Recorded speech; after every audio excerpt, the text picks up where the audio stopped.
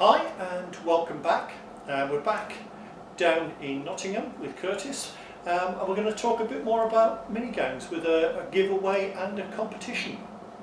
So Curtis, do you want to talk a little bit about the different levels with the game? I know we've done that already. Certainly, yeah, thanks for inviting me back. We're going to be talking a little bit about hardcore today. Hardcore's like, it's the same as casual and gateway, but it adds a point system in. And the cards have all got points on. There's also lists of all the points in the rule book. So what we've done is we've taken a group of models around a theme.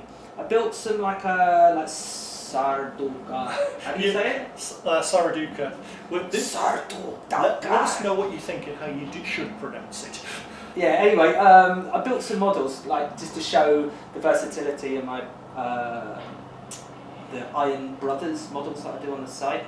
So I converted some up with knives and I did a Space Marine with the same head and all.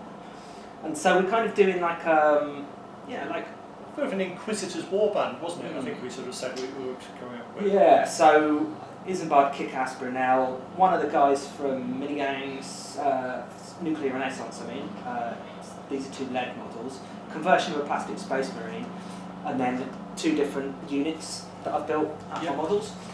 And the idea was to do a gang that was 200 points, so as we can get some games in, isn't it? Yeah, should we talk a little bit about what we actually sort of came up with for the different ones?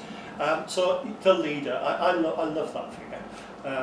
So we sort of sat and talked about that, and looking at that, we gave him a powered combat weapon because it just seemed to tie in nicely with how he looked. Plasma blaster, we debated that, but it looks a bit like an energy weapon.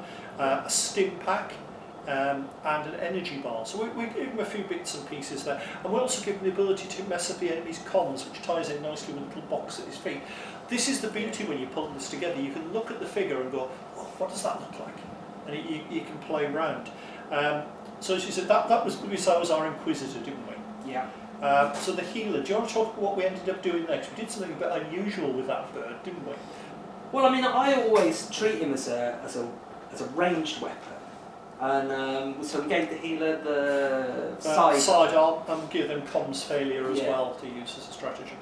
No, not him, because he's not a healer. That's down in the other guy. Other guy, isn't it? So the sidearm, you only hit my 6 with it, which represents the healer using a bow. Not very effective, but fun and flavoursome. Yeah, I mean this is it. It is fun. We found that in the previous playthroughs. We've then got our Space Marine, just with close combat weapons. So we made him a fighter. Power armour was fairly obvious there, wasn't it? Yeah. And the more machine than man and dodge, so sort of similar. The armour being very, very effective. Well, the dodge you wanted to do, that was your idea, to represent the energy fields from Dune. This sort of like that they fight. The dodge gives you a bonus against fighting and a bonus against ranged attacks. But it's not really an armour, it just makes you harder to hit. So it does tie in quite nicely. Just whatever you do, don't fire a laser at it. It's a nuclear explosion then, isn't it? Yeah. And I always remember, I think it was one of the games in NATO Divisional Command, to simulate the use of nuclear weapons, pour lighter fuel on the tabletop and apply a match. Which is probably a bit of overkill. Yeah, so then we've got our friends, the Snaraduka. With these guys, we give them the dodge again and riot gear, so they had a little bit of armour. They're the leader as well. What did we do with that? We gave them a power combi weapon and some phosphorus grenade. There was something about the flame effect, wasn't there? Yeah, it's because this is like a little flame assault unit. It's just, thematically. Didn't we give him a comms failure as well? Did we not buy? Oh, so we did, because I put it down on the wrong sheet on there, so I'll correct that. So you've got 2 chances of, if anybody pulls any shenanigans on you, of just countermanding that. Yeah, and then obviously we've got our last 3, which are very similar, but these didn't get the flamethrowers. They've got the dodge.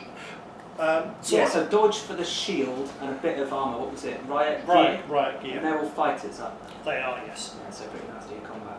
Yeah, so it's a nice little fun force. It came to 200 points, and we're going to set a bit of a competition with this. So do you want to sort of give the the big reveal of what we're going to give away so that they can actually enter the competition. I'm giving away the PDF version of the full rulebook.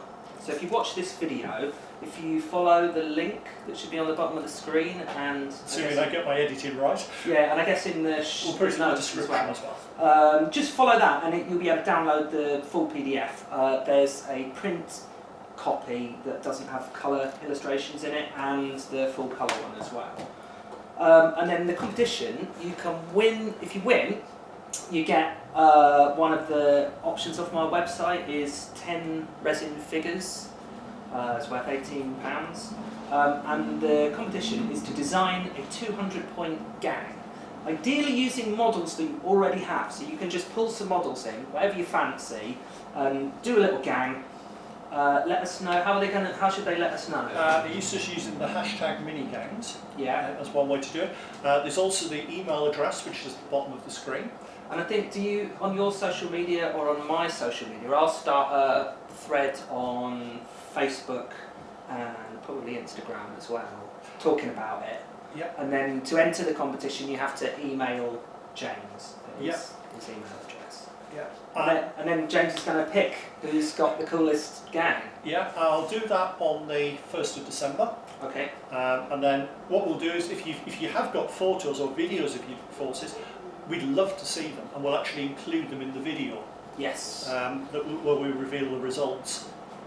Have fun with it, you know, and if you don't win,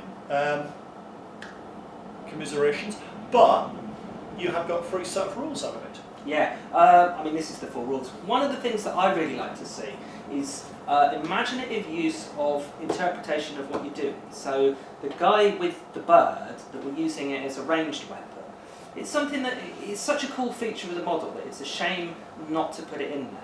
And I feel people limit themselves with, like, sometimes, you know, they don't use their imagination enough with the models. So please, be as imaginative as you like. Really, we'd love to see some really cool, really wacky gangs. You know, get those things out on the table that you were, like, painted and made, and then we're like, oh, I never got a chance to use. Yeah. Yeah, now's the opportunity to stack them up.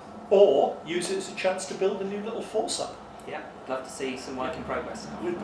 Let's have fun with it. Let's see if we can come up with some of the wackiest ideas, because I think that, as long as it's a valid force, we're happy. Yeah. But the more imaginative it is, I think the more bonus marks they're likely to get. Yeah. So hopefully that's of interest to you, and I look forward to seeing the things coming through. Thank you very much. Thanks very much, James.